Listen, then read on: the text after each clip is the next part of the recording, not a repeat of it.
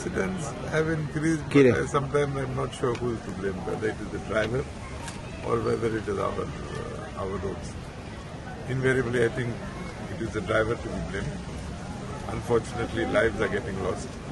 Unfortunately, most of the people who are dying are young youth, and I think they have to be a little cautious. They have to be a little more responsible. And like we take a city, maybe the police have to do a little more. And if I may suggest to them, they are trying, definitely trying, but if I may suggest, plan their policemen outside wedding halls, plan their policemen outside traffic police, outside clubs and all that. Because if you go to Bombay, today outside the club, outside the gymkhanas, a little ahead, you have traffic policemen who are there checking with the alcometers.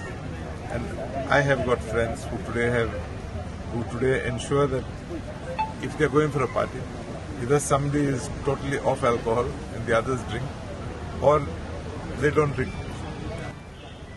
with the fear that the police will pull them.